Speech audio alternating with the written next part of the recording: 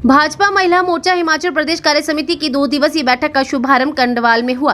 बैठक में मुख्य अतिथि के रूप में पूर्व मुख्यमंत्री जयराम ठाकुर ने शिरकत की। कार्यक्रम की अध्यक्षता प्रदेश महिला मोर्चा की अध्यक्ष रश्मिधर सूद ने की। कार्यक्रम का आगाज दीप प्रज्वलित कर किया गया। प्रदेश महिला मोर्चा की अध्यक्ष रश्मिधर सूद ने बताया कि प्रदेश महिला कार्य समिति की 2 दिवसीय बैठक का कार्यक्रम कंडवाल में आयोजित हो रहा है। कार्यक्रम में मुख्य अतिथि के रूप में पूर्व मुख्यमंत्री जयराम ठाकुर मौजूद रहेंगे। बैठक का समापन राज्यसभा की सांसद इंदु गोस्वामी मौजूद रहेंगी। उन्होंने कहा कि भाजपा के कार्यकर्ता हर परिस्थिति में पार्टी के कार्य करने में आगे हैं, चाहे स्थिति अनुकूल हो या प्रतिकूल हो। उन्होंने बताया कि 2024 के लोकसभा चुनावों में नरेंद्र मोदी को मजबूत बनाने के लिए कार्य करेंगे। इस बैठक में भाजपा को मजबूत बनाने के लिए हर विषय पर समीक्षा की जाएगी। रश्मिधर सूद ने संगठनात्मक जिला नूरपुर के 4 विधानसभा क्षेत्र की महिला अध्यक्ष के शामिल न होने पर गोलमोल जवाब दिया और कहा कि भाजपा महिला मोर्चा एकजुट है। करोड़ रुपए का ऋण कांग्रेस पार्टी ले चुकी है। आप कल्पना करिए कि कहां तक आंकड़ा जाने वाला है। तो ऐसी परिस्थिति में कांग्रेस अपने आप एक्सपोज होती जा रही है। बहुत सारी चीजों को लेकर के कहते थे और उन बातों पर अब मैं समझता हूं कि डिटेल में जाने की आवश्यकता नहीं है। और इसी कारण से आपने देखा होगा कि 3 महीने के इस छोटे से अंतराल में ही लोग सड़कों पर आ गए। सैकड़ों संस्थान रद्द किए, कहा कि पैसा नहीं, लेकिन सीपीएस 6 बनाएंगे। एडवाइजर जो है वो उनकी संख्या अभी तक भी हमको स्पष्ट नहीं हो पा रही है, कितने हो गए कैबिनेट रैंक के साथ।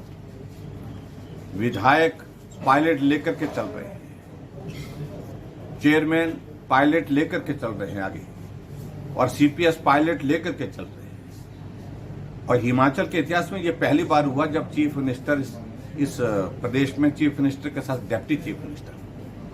बहुत चीजों को लेकर के अब लोगों के बीच में धीरे धीरे बातें स्पष्ट होती जा रही है और निराशा का, आक्रोश का, रोष का एक माहौल खड़ा है। सर, आपके टाइम में हिमकेयर जैसी कई योजनाएं लागू की गई जो लोगों के हमारी जितनी भी योजनाएं चलाई हैं उन सबको ये मंशा तो बंद करने की है, लेकिन सीधे बंद करने में कुछ जगह कठिनाई आ रही है। संस्थान बंद कर दिए, लेकिन हिमकेयर को स्टार्व करने की, उनको रोकने की कोशिश की है। पैसा तो हिमकेयर के इसमें जाना चाहिए, वो पैसा दिया नहीं जा रहा है।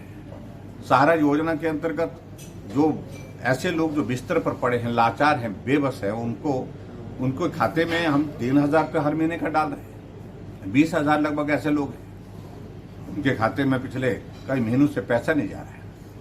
तो ऐसे एक नहीं, बहुत सारी योजना जिनको ये बंद करना चाह रहे हैं। लगता है सर ये सरकार 5 साल का कार्यकाल पूरा करेगी। हम तो कोई गुंजाइश नहीं छोड़ेंगे। हमारी चली तो पूरी कोशिश यही होगी कि इनका कार्यकाल जल्दी समाप्त हो। सर, आगामी एज ए विपक्ष आपकी क्या भूमिका रहेगी जिस तरीके से कांग्रेस द्वारा दिन प्रतिदिन जो डिसीजन ले रही है उसको लेके? कांग्रेस निर्णय लेती रहेगी, हम विरोध करते रहेंगे, और जो जनहित के निर्णय नहीं होंगे तो उनका विरोध होगा। आपने देखा विधानसभा के सत्र में पूरी तरह से उनकी कलाई खोली है, जवाब देने की स्थिति में नहीं है।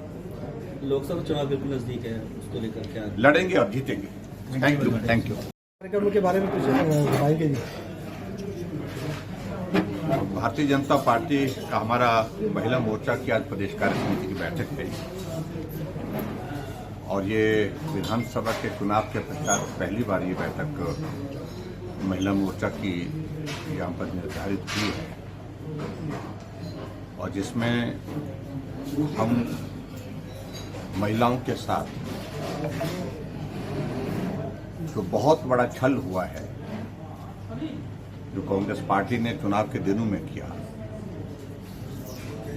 जो भाषण में आपने भी सुना होगा, बार बार जिसका जिक्र किया कि 18 से 60 साल की हर महिला कैबिनेट की पहली बैठक में 1,500 रुपये में हम खाते में डालेंगे।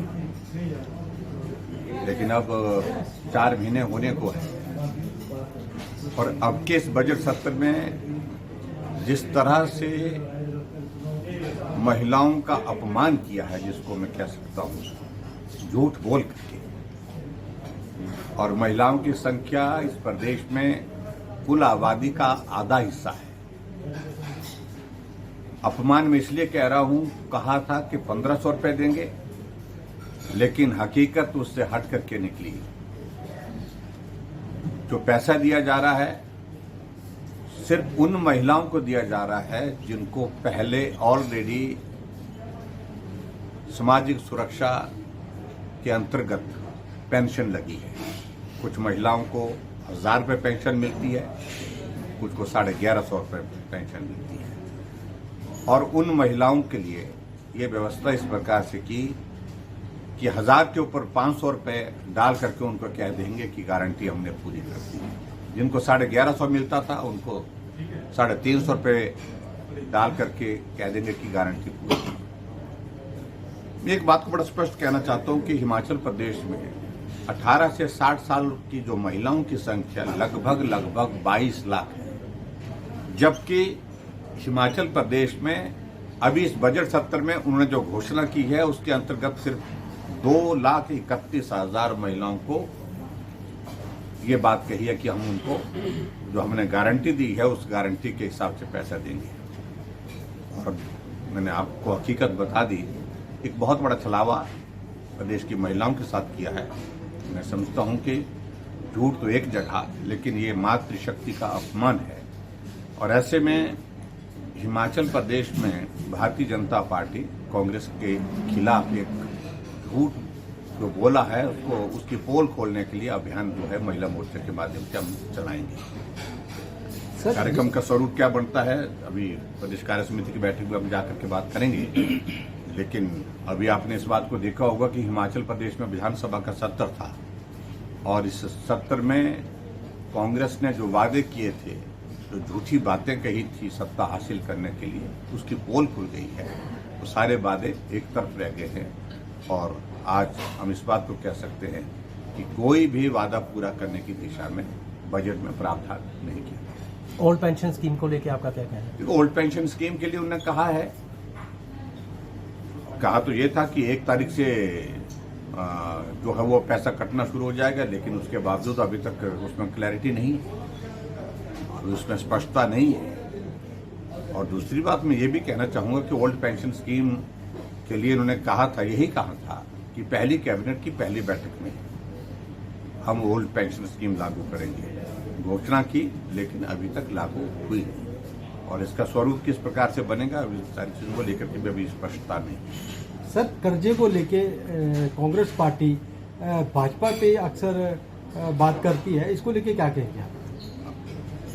देखिए, बड़ा दिलचस्प ये है,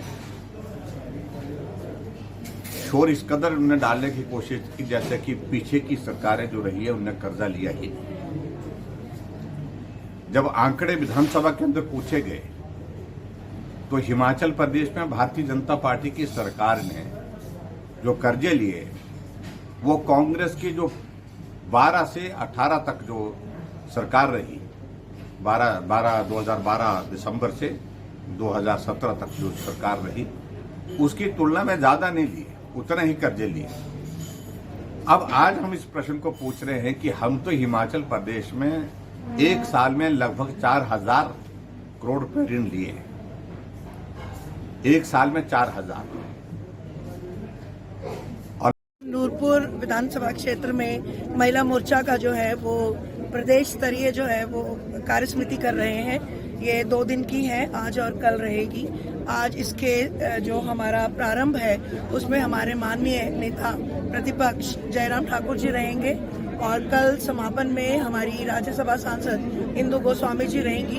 उसके बीच में एक राजनीतिक प्रस्ताव पढ़ा जाएगा और 6 सत्र हैं जिनको भारतीय जनता पार्टी महिला मोर्चा ले रही है। और मैं आपके माध्यम से ये कहना चाहूंगी कि भारतीय जनता पार्टी का हर एक कार्यकर्ता जो है वो सतत चलता है, चाहे वो कोई भी स्थिति हो, विपरीत हो या अपने अनुकूल हो, और हमारी महिला मोर्चा उसका एक सशक्त उदाहरण है।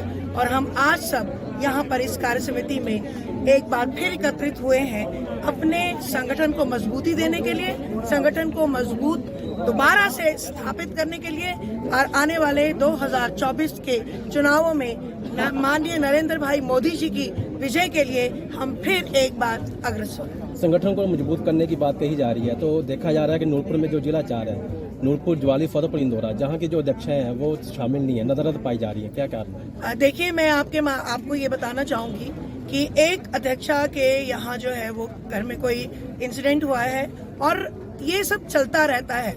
बहुत सारी परिस्थितियां अलग अलग होती हैं और एक बहन जो है वो खुद बीमार है, तो उस वक्त उस स्थिति में संगठन के बाकी लोग हों तो संगठन सतत चलता है, इसलिए ऐसी कोई परेशानी नहीं है। ये सोशल मीडिया में जो चलता है उसके ऊपर विश्वास ना कर आप संगठन की पद्धति पे विश्वास करें तो बहुत आगे बढ़ने का मौका मिलता है। हिमाचल प्लस न्यूज के लिए नूरपुर से सचिन शर्मा की रिपोर्ट।